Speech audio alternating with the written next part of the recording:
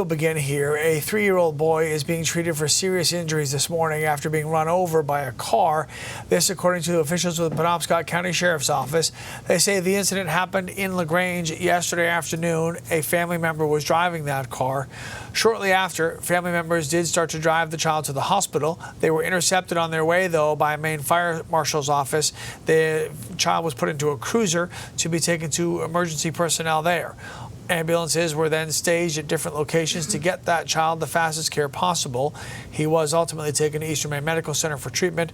Deputies say, of course, the incident is under investigation, and right now there will be no further information that gets released. A man is facing felony charges after allegedly threatening a woman right in front of police officers in Bangor. Police say it happened on Monday night at an apartment on Stanford Street. We're told the woman called police asking them to remove a man named Alfred Barron. When officers got there, they say they found him with 5 bottles of tequila. He left the apartment with officers. However, as the woman was talking to police, Barron allegedly threatened to kill her.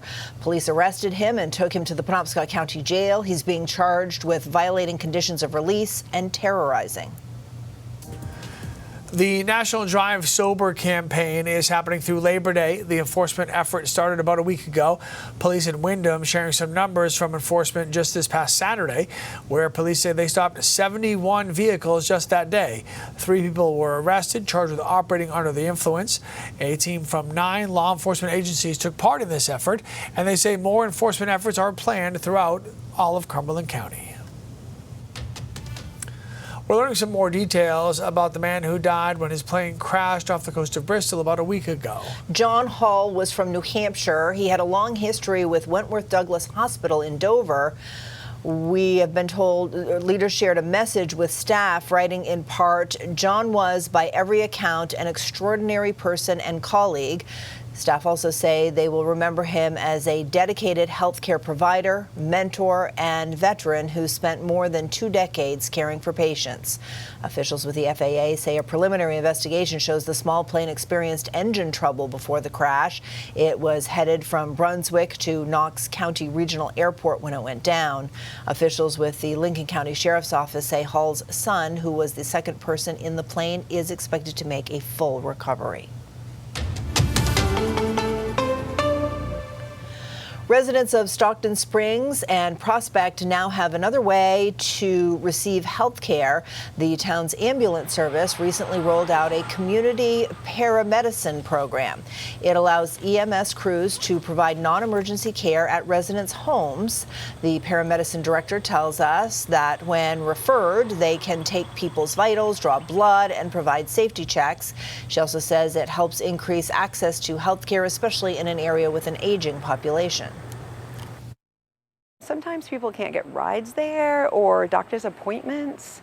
It keeps them in their home longer so that they can be safe. So we check fall risks. So we check for rugs, like are there any things we can adjust in their home?